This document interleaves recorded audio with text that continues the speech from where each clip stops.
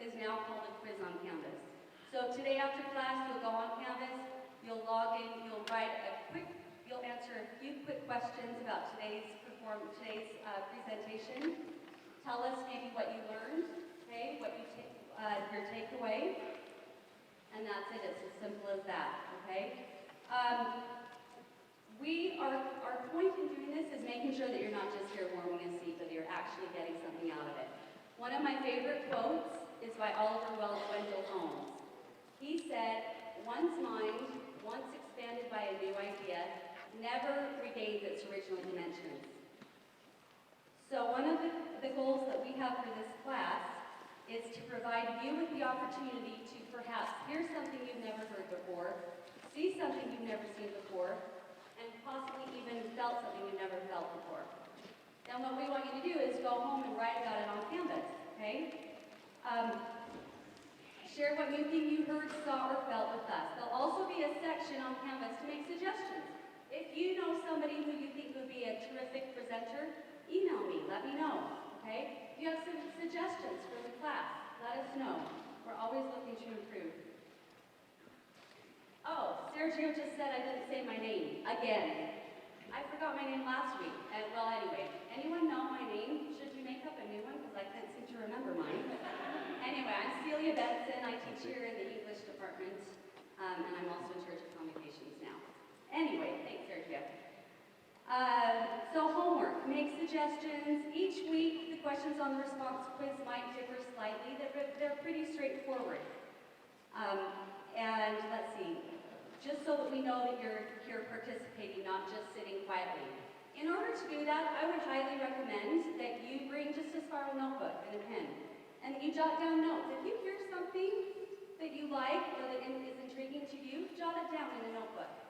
But please don't try to take notes on your phone or any other electronic devices. Is our friend Will here, or did he drop the class after last week? Will! Thank you. Did you call your grandma? Okay, good. You all know what happened last week to Will's nice red phone. Okay, so bring a notebook. What you see or hear might trigger an idea or a memory. Write it down. It may even trigger a question. And then at the end of each presentation, you'll have time to ask questions. So you can do that. Now, finally, if you see a presenter on the schedule who happens to be in the same field of study that you're in or you're hoping to go into, email me about it, and I will make sure that you can meet that person, perhaps even have lunch with them or help me host them. So come and get involved. Also, we're still looking for a few more students who are interested in joining our convocations committee. So again, email me or talk to Ashley. Now, finally, next week, Ashley, stand up so everybody knows you. There's Ashley. Okay, next week, we have a wonderful presenter coming named Drew Manning. He is an internationally recognized personal trainer. He's the best-selling author of Fit to Fat to Fit. And the most important thing is he is a Snow College alum. So we're excited to have him back. He's going to speak to us about health and wellness and the importance of taking care of ourselves physically, mentally, and emotionally as well. After his convocation presentation, he's going to offer a free 30-minute fitness class for any of you who are interested in working out with the famous Drew Manning. You may have seen him on the Jay Leno Show, Good Morning America, The View. He's been on a number of shows, very well known in the fitness and health industry. That fitness class will be happening at 1:45 in the Greenwood Student Center. It's open to anybody on campus. So tell your friends and neighbors and teachers and staff members that you know as well. In addition to that, Drew's wife, Lynn, who just published a book on nutrition, she will be sharing tips about nutrition and healthy eating habits, as well as we'll be having a mini health expo that day, also over in the GSC, where we'll have a representative from Healthy Utah coming to talk to us as well, just to answer questions about their wellness center and their wellness programs that they offer. And then Drew Manning is going to kick off our year-long competition fitness challenge, and he'll check in with us various times throughout the semester and next via Skype. And he's planning on coming back in April to see how we all did with our fitness and wellness challenge. And he'll be offering prizes and whatnot for those who reach their goals. So it should be a really fun event next week. Tell your friends. I think it's going to be a rare opportunity to learn from Drew Manning. Finally, it's my privilege to introduce our speaker for today, our first presenter of this Convocation semester. Kimberly Giles is the president and founder of Clarity Point Life Coaching and is a popular life coach, author, and speaker. She was named one of the 20 top 20 advice gurus in the country by Good Morning America in 2010.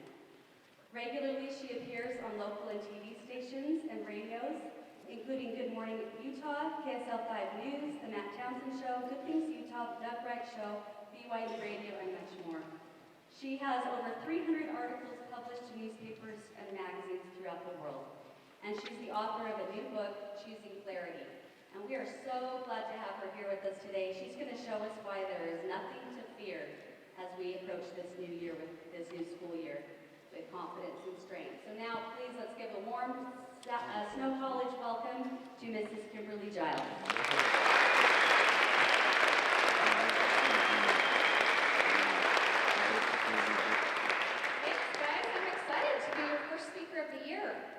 So I have a question for you. I want you to think about this for a minute.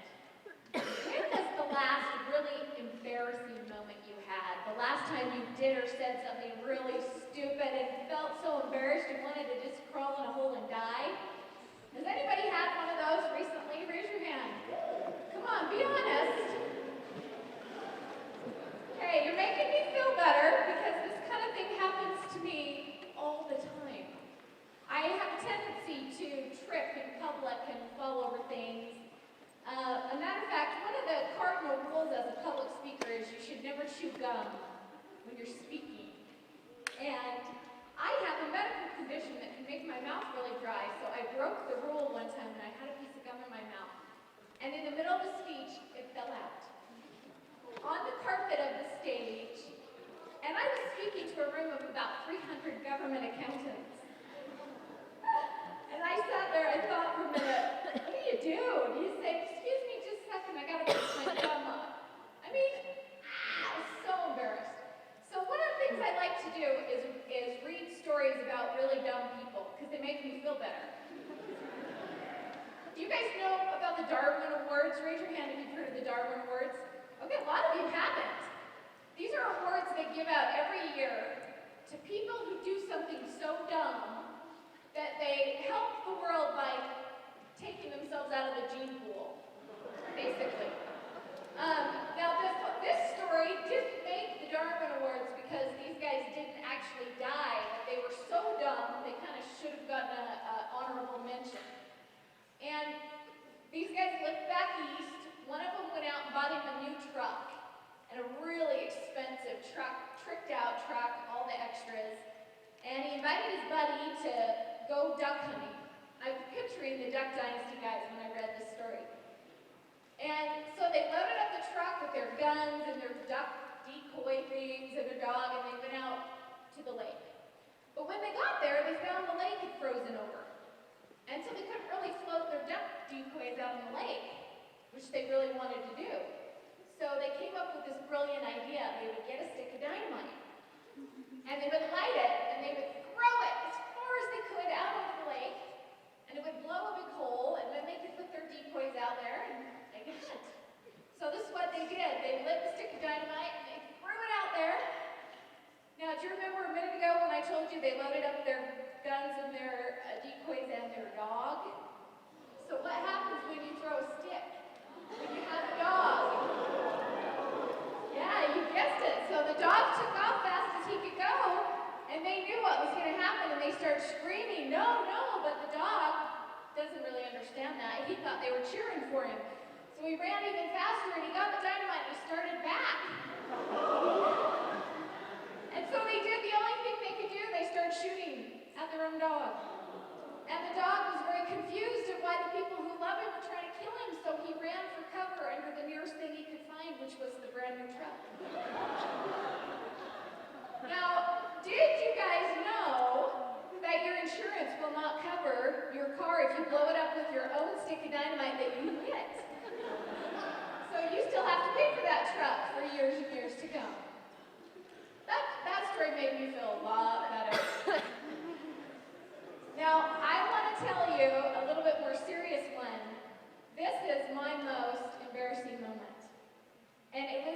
on a stage very much like this one, but it was filled with salespeople, and I was doing sales training.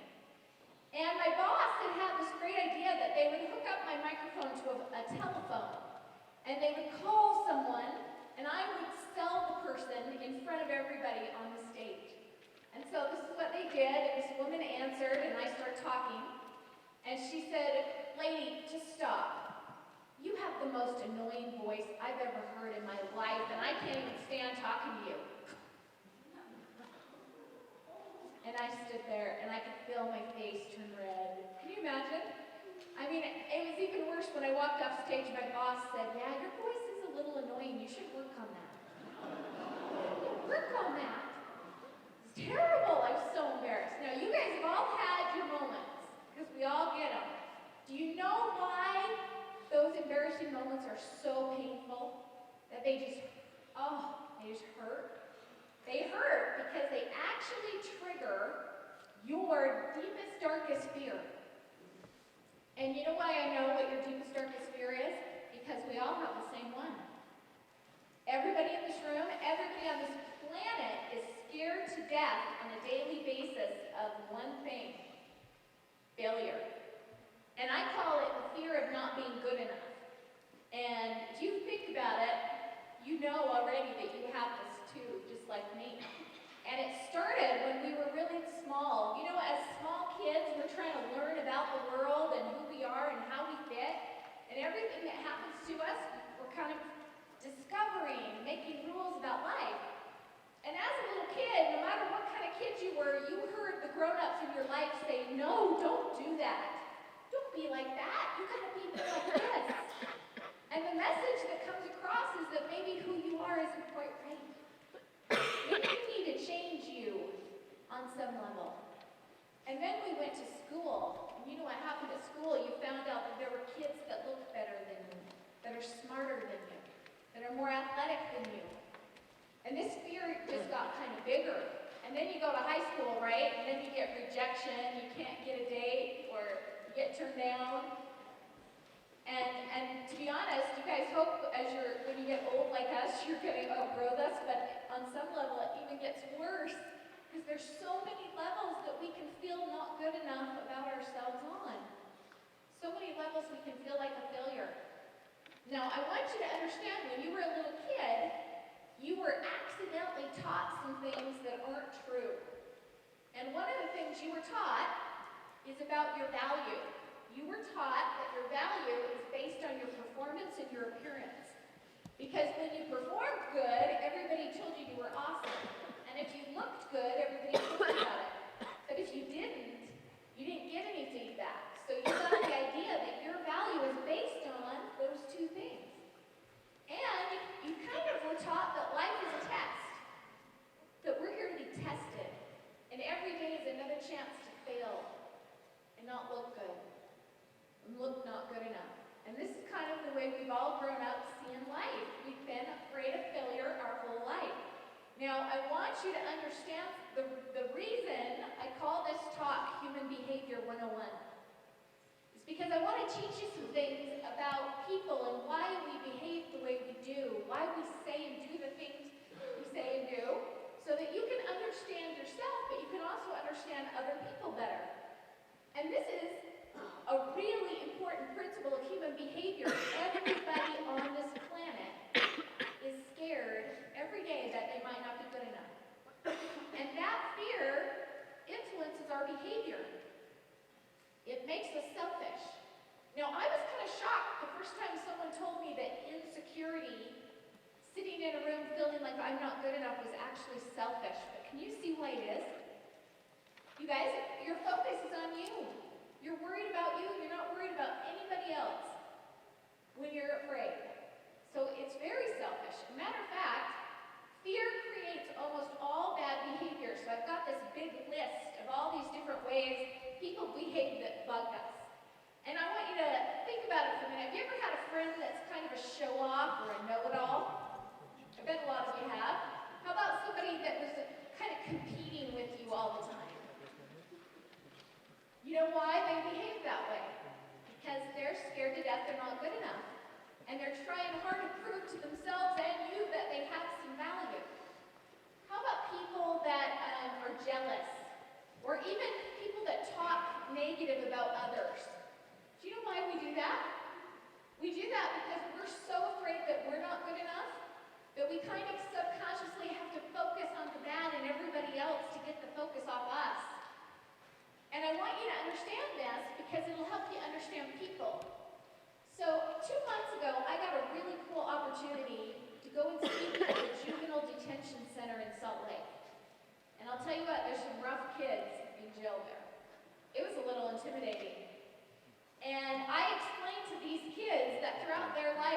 have grown-ups that have let them down, that haven't been there for them.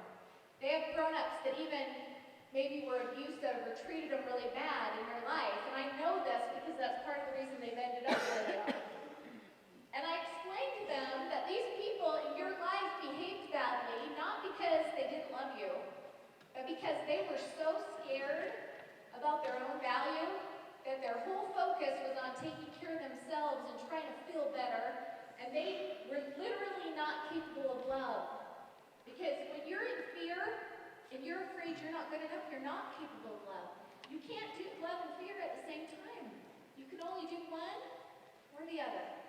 Now, a lot of times, people who are scared they aren't good enough, they do nice things for you, but they're doing it so that you'll give them validation to make them feel better, so it'll quiet their fear that they're not good enough. Can you see that? So we can do nice things, but it's not really coming from love. Love can only happen when you're not afraid. And a lot of the people in your life that have bugged you, that have been mean to you, that weren't a good friend, I want you to really step back today and think about that person. Can you see their fear? Can you see that they were actually really scared that they're not good enough? I'll bet you can, because you can read it on our faces when we feel that way. Okay, everybody who behaves badly is scared. This is a rule of human behavior, and it's going to help you your whole life to understand people. Or they're dumb. Okay, now we have to add that one in, because on occasion, people do things like the dynamite. They weren't scared, they were just really dumb. Okay, either way though, it's not about you. I have to tell you, the other day, there's a fast food restaurant near my home that you shouldn't call it a fast food restaurant because they're really slow. And I have 7 kids, and so when we go there, it takes a long time to get our food, and they always tell me to pull my car forward and let the car in back and you pull up to the window. And this time, after the man behind me got his food, he pulled up next to me and he proceeded to scream and yell at me expletives that I can't use on stage about what a terrible woman driver I am and how dumb I am that I would block the driveway like that. And in reality, I knew I'd left him plenty of room to get out, and that his being this upset wasn't really about me. It was about him, and you could just see the poison in him from all of his fear that he's not good enough. And so he had to lash out and find fault in everybody around him. And I just tell that story because I want you to see people and their behavior accurately. I want you to understand that when they yell at you, when they're mean, when they attack you, it's not about you. It's about their fear. Okay, now, ABC News recently did a survey to study why people fail in life, why they fail at work. And they came up with these 8 things. And I want you guys to notice the first one is not fear-related, a lack of technical skills. They just need more education, but all the others, doesn't believe in self, plays small, negative, gossip about other people, doesn't take initiative, can't accept feedback, doesn't get out of their comfort zone, and can't get along with people. All of those are about your fear. And so that's the reason that I wanted to talk about this with you today, because it's the number one reason that you will struggle in life. If you are afraid you are not good enough, other people will feel it. They know that you don't believe in yourself, and they will kind of subconsciously not believe in you either. Being afraid isn't attractive. It doesn't draw people to you. So I want to teach you today how to not be afraid of that anymore. But let's play around for a second here and find out if you're in fear. I'm going to ask you some questions, and I just want you to answer them yourself in your own head. Do you worry about what other people think of you too much? Almost all of us do, but this is absolutely a sign that you're afraid you're not good enough. Are you a perfectionist? Are you trying to prove your value by how well you do everything? Do you see people as better than you? Especially people who maybe are skinnier, richer, have a nicer car, better at sports. Do you kind of see them as better than you? How much pressure do you feel to prove your value in the world? And who are you trying to prove it to? Other people or yourself? How hard are you on yourself when you do make a mistake? I mean, is it just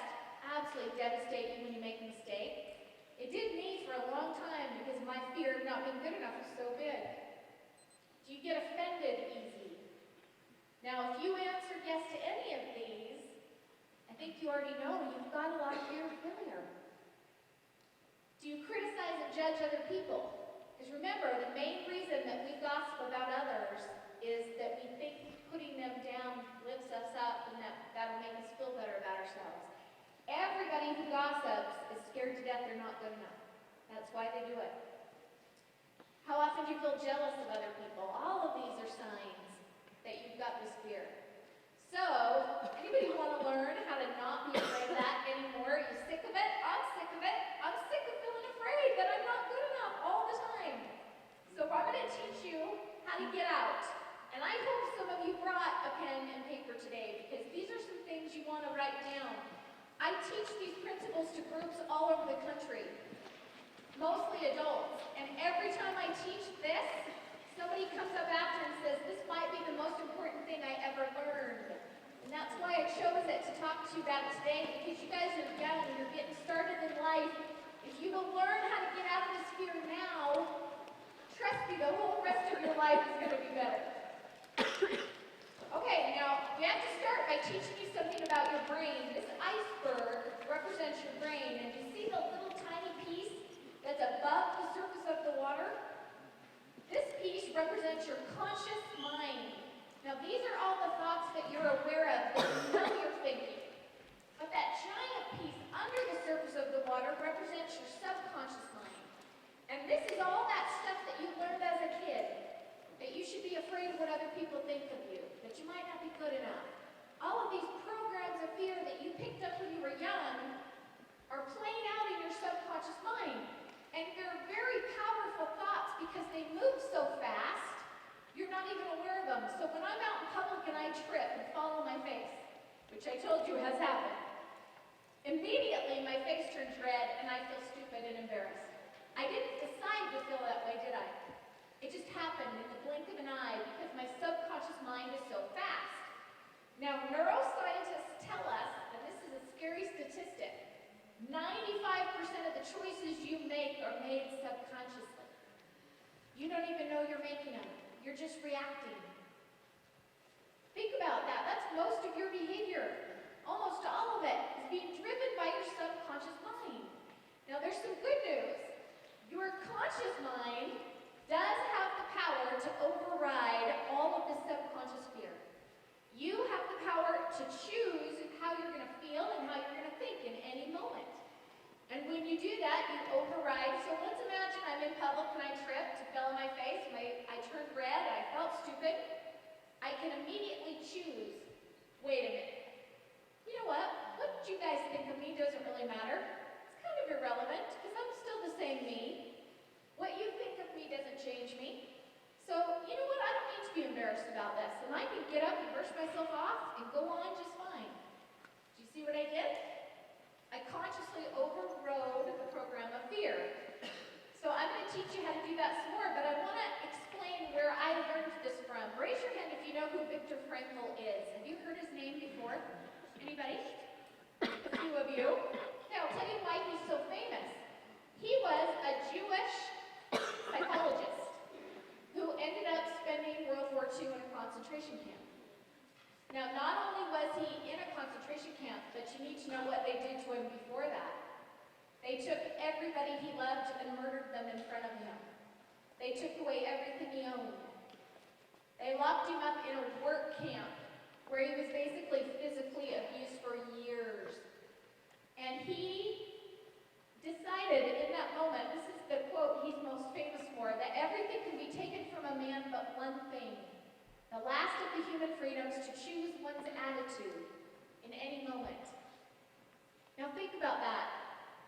In that situation, as bad as he had it, he had every right to just be miserable and just suffer. But he recognized that he had the power to choose every moment of every day how he was going to feel about himself in life. And he chose love over fear. He spent every moment he could serving and helping the other people in that camp. He chose positive over negative. Where other people were hateful and angry and bitter, he chose forgiveness. So he went on to write a book called Man's Search for Meaning. And if you haven't read it, you should, because the Library of Congress says it's one of the most influential books ever written. because he teaches us how to do this, how to use your conscious mind to choose how you're going to feel and what you're going to think. And what's really crazy to me is this is the one thing you have absolute control over, is what you think, and we don't use it. We let our subconscious drive 95% of the time. We're on autopilot, and we're not choosing anything. We're just reacting. So we gotta start thinking. And, you know, of everything you're gonna learn in college, I hope you learn how to think. I hope you learn how to think and question. And don't take your first reaction as truth. Question it. Think things through. Figure out what makes sense before you just go with what came to you the first moment. Okay, so you guys remember this is the belief you grew up with. You believe right now at this moment that your value is a question and that you have to earn your value and that it's based on these things. But that's not necessarily the truth. That's just what you learn. There are other options. So let's talk about life. Why are we here? What's the purpose and point of this whole journey? Now, I've been asking clients that question for 10 years, and I've had a chance to coach people from every religion, every philosophy of life. I've coached Muslims, people that are Hindu, atheist, Mormon, across the board, and I ask them all this question. And can I tell you something really amazing? All of them, regardless of their beliefs, give me the same two answers. So I want you to just think what your answer would have been. If I asked you, why are we here? What's the purpose? Based on your beliefs, what would you have said? Now I'll tell you what they said. They said, I think I'm here to learn and grow. And there seems to be something hardwired in all of us that tells us we're supposed to keep improving and growing and learning and trying to become better throughout our whole life. Everybody on the planet feels that we're supposed to grow. Now the second one they all mentioned is love, that we're supposed to help other people. And if you notice that everybody on the planet who finds their purpose in life, they find it in making a difference in the lives of other people. There's something hardwired again in all of us that we know we should love and serve others. So I really think that's the purpose of life, to learn and love, and maybe even more specifically, to learn to love. I think that's the biggest lesson we're here to learn, is how to forgive ourselves and other people and love ourselves and other people. I think that's why we're here. Now, if this is truth, then I want you to think of all of life as school, all right? The whole entire journey is basically being sent to college. Now, the question is, what kind of school is this? Is it a classroom or a testing center? So you guys are in school. How would you feel if you showed up on the first day of class and it was a test and it counted on your grade? And how would you feel if the second day it was also a test that counted on your grade, and the third day it was a test, and every single day that's what happened? It was a test, and your grades were on the line every day. How would you feel? I see heads shaking. You wouldn't like that? What's the problem with it? It's not fair, right? Where's the part where they teach you the material? You gotta have a chance to learn before they give you a test. But do you realize that you've kind of been going through life seeing it this way? It's felt like every day is a test, that your value is on the line, that every day is a chance to fail. You've seen your value as in question. Now, compare that to a classroom. Do you guys remember back in elementary school when it was learning time? And the teacher might give you some math problems to solve, but if you got them wrong, it didn't affect your grade.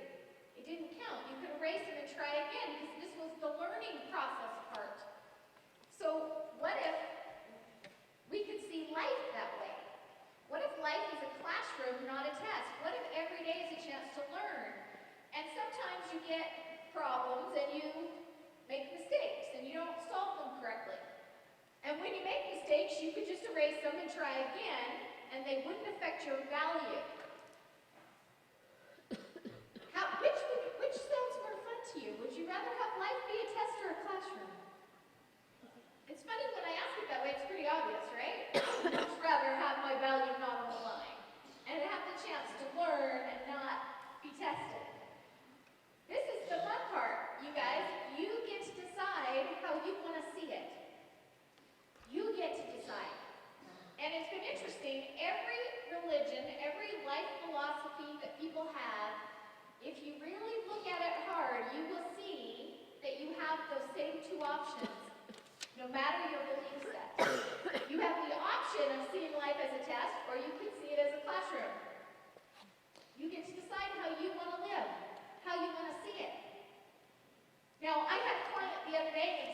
executive in a fairly large company, and I was in Chicago speaking to them, and my client had just learned this. And he said the day before he made a huge mistake at work, a mistake that could have gotten him fired. And he was so ashamed. He was embarrassed. He said, I actually thought seriously about just moving away and not coming back. I was so embarrassed about my mistake. But I remembered that you taught me this, and that I've got a choice here. I could see that as a test that I failed, and I could feel like crap about myself, or I could choose to see that as a lesson and not let it affect my value. And he walked around the whole day saying, okay, my value wasn't on the line. This was not a test. This was just a lesson. And he had the power to actually choose to not feel like he wasn't good enough. And you have the power to do that too. Now, I want to show you one other way to think about your value. I want you to imagine that I have a diamond, and this diamond is the only one on the entire planet that's this size and this color. It's a one of a kind, the only one. How valuable would it be? What do you think? One of a kind? It would be basically priceless. Its value would be so infinite and absolute because it's a one of a kind. And it would have that same value no matter where I put it. So if it was on a ring or a crown, it would have that value, but if I threw it in the mud, it would still have the same value. If I threw it in the garbage, it would still have the same value. If a lot of people think it's stupid and ugly, it would still have the same value. Nothing that could happen to it would change its value. You are also a one-of-a-kind, irreplaceable. There will never be another you. You are the only you that will ever live. Now, to me, that is what sets your value. It means that your value is priceless and not on the line. Your value is infinite and absolute, and nothing can diminish it unless you let it. So, guys, this is the philosophy that helps me when I trip in front of people, and they all might think I'm stupid, but you know what? I'm a diamond of infinite worth, and nothing that happens here in the classroom of life changes that, because life is not a test. It's a class. And my value's not on the line, so my diamond keeps the same value all the time. Now, I taught this principle at the Juvenile Detention Center 2 months ago, too. And I have to tell you something really cool. There was this kid kind of in the back of the room, this big kid, tattoos. To be honest, I would have been scared to death to run into him in an alley. And as I taught this principle, I saw a tear come down his cheek. And after it was over, he came up to talk to me and he said, let me make sure I get this. You're saying all I have to do is choose a perspective that the way I see my value is it's never in question. I have the same value all the time. And all the mistakes I've made don't affect it. They were just lessons that I signed up for. They were classes I chose, and they've been hard ones, but they don't change my value. And I said, yeah, pretty much. You just have to decide to see it that way if you want to. That blew him away. And more tears ran down his cheek as he realized, that makes all the difference. Because we've all made mistakes and we all have shame that we carry from them. But the question is, are we going to live there? Are we going to let those mistakes literally affect our value, or are we going to decide that our value is not in question and can't change, and none of those affect it at all? You get to choose. That's what Viktor Frankl taught us. You choose your mindset about yourself. And if you ever notice the word self-esteem, it's about how you, the self, feels about you. So let me tell you something about your appearance and your performance. Your appearance is just a class you got signed up for. You didn't choose it. You got dished out some genetics through your parents. And it's a class you got signed up for. It has nothing to do with your value at all. And your performance in the past, those were just classes you were signed up for. And they provided lessons that you learned, but they don't affect your value unless you decide to let them. You get to choose. And I hope today that you will decide to start using your brain for something good and choosing this. Now, I'm not going to tell you this is easy to do. As a matter of fact, we're going to do a little experiment right now. I want everybody to lift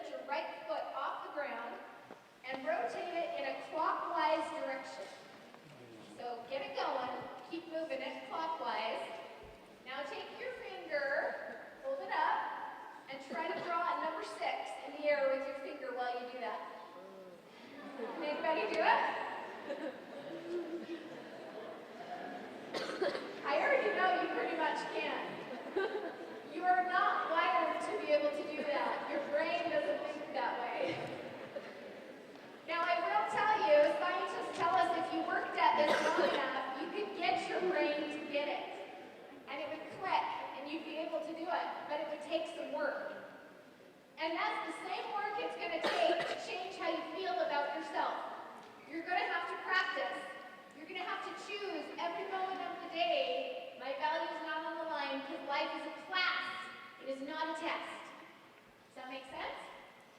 All right, now I have to tell you, when you get better at this, what it's going to let you do is stop worrying about you all the time. And when you stop worrying about you, you can start focusing on other people. And I have to tell you the end of my most embarrassing story because I didn't tell you how it ended. So remember the lady who told me I had an annoying voice and hung up on me? I decided to call her back. And my coworker said, "You're nuts. That lady does not want to talk to you." And I decided, you know what? My reaction to that whole phone call has been a fear thing. Now I'm scared to death, my voice is annoying, and it's going to haunt me the rest of my life. Every time I speak in public, I'm going to be worried. The bigger issue is that I've chosen fear in that experience, and I want to choose love, and I have a feeling that that lady's mean behavior toward me wasn't really about me. It was her fear about herself that made her act that way. So I called her back, and she answered, and I said, "Hey, this is the lady with the annoying voice, but don't hang up. Don't hang up. I only called back because I wanted to see if you're okay." And she said, "Actually, I'm having the worst day I've ever had. And I'm really sorry I said that to you. That was really rude. You're really not annoying, it's me. It's a bad day." And I said, "Do you want to tell me about it?" And she did. And I showed up for her. And I could love her. Now, the only reason I could do that is I set aside my fear about being not good enough and decided to focus on someone else. And you guys, you're facing an amazing future of opportunities to make a difference in the world. The only thing that will hold you back is a belief that you're not good enough to do it. So I hope that you will take the things I taught you today and you won't just fill out the little quiz and never think of them again, but that you'll work on this. Because it's something you're going to have to choose every minute of every day, because your subconscious mind is going to keep telling you you're not enough. So it's going to take work. Now, they asked me to take a few minutes here at the end to field some questions. Does anybody have a comment or a question about what we've talked about so far? Raise your hand. You know, this room's so big. Yeah, back there. Have you heard of The Mastery of Love? The Mastery of Love? It's a book by Don Miguel Ruiz, and it has a lot of the points that you talk about. You know why? These are principles of truth. And so I actually see them all over. There's a lot of wonderful authors and speakers recently who talk about choosing love over fear. So you'll hear them a lot. Thank you. Anybody else?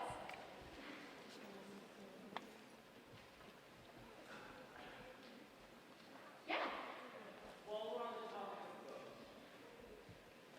do you have any really good delightful books about this kind of stuff that I could read? Yes, a matter of fact, I brought some. Every time I teach these principles, they resonate with somebody in the audience who says, "Okay, this is really holding me back in my fear, so I want to learn more." And you guys, I decided today, normally I would tell you to go on Amazon and order my book, and it's like $20. I brought us some. I don't have a lot, but if anybody would like to read more about this, I'm going to sell them to you guys for $10 after, and I'll sign them. Because to be honest with you, the principles in this book have changed my life. I've spent most of my life being afraid I wasn't good enough. And so I know that they'll make a difference for you. Also, one other thing you ought to do while you're online taking your other quiz tonight about the lecture, if you go to my website, claritypointcoaching.com, there's a fear test. And it's totally free to take.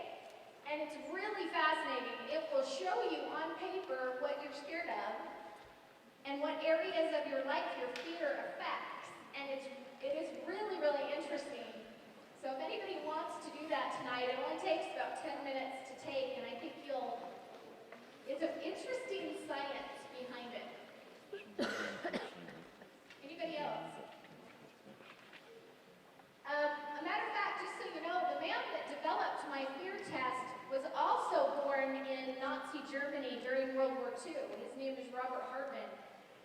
he was on the German side. And he spent his growing up years watching all these atrocities